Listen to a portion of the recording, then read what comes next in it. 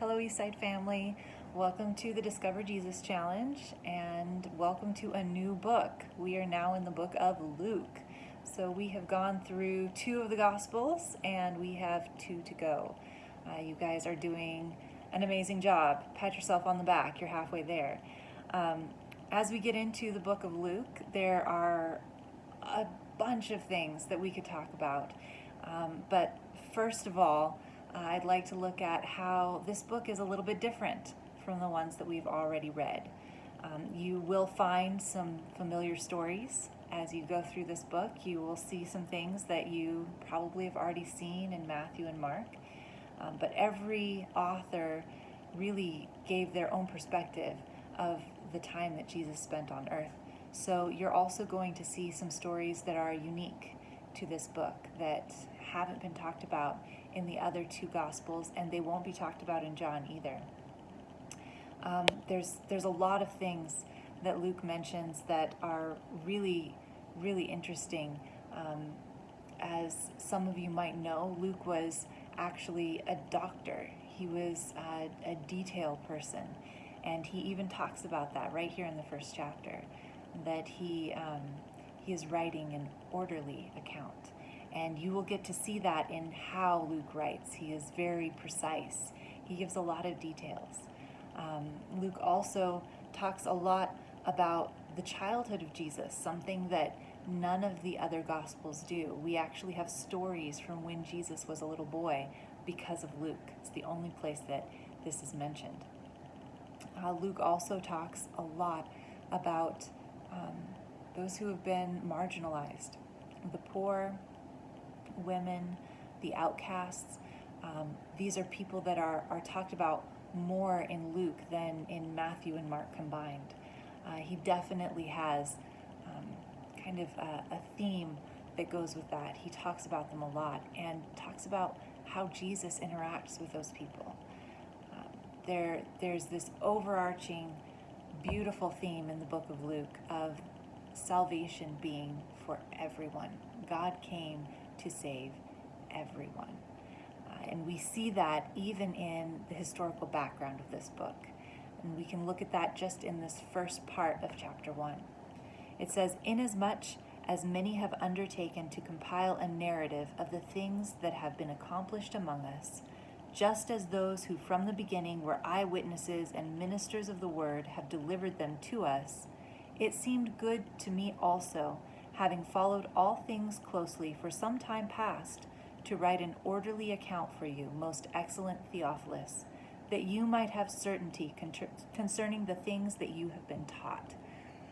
So just from this opening in this first chapter, we can learn a lot about this book. We know why Luke wrote it. We know he wrote it to some guy named Theophilus. Theophilus is a Greek name, and probably the person that he was writing this to was not Jewish. He was probably a Gentile, Greek. And it seems that he's either a new believer or he has questions about the story of Jesus, about the gospel and what that means. And Luke is writing this book to answer his questions, to give him that big picture of who Jesus was and what he came to do. So already we get to see that this book is very special. This book is a labor of love. He is sharing the gospel with Theophilus.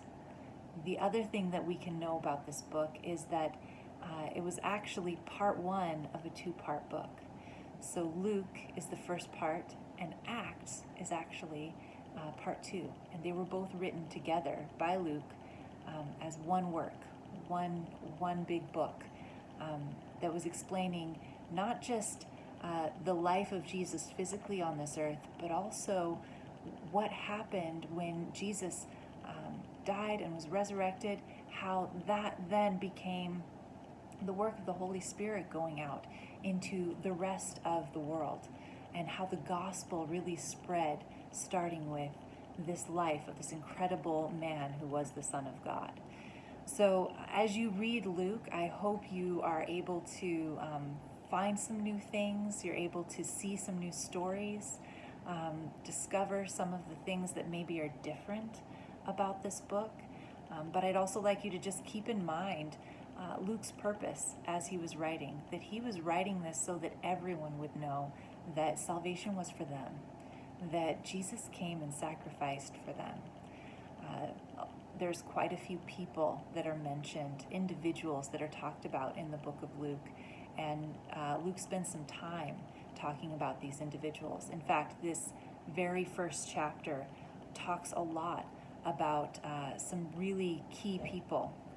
It talks about Mary before Jesus was born, and the process that she went through of really this revelation of God's power and God's sovereignty in her life. And the man Zechariah, the father of John the Baptist, and the way that God spoke to him. People that were just average people, average individuals, and yet God not only spoke to them, but he used them in incredible ways to bring his gospel, to bring his salvation to the world. So I hope you enjoy this very first chapter of Luke, and I'm really excited about the things that we are going to find in this book. Have a great day.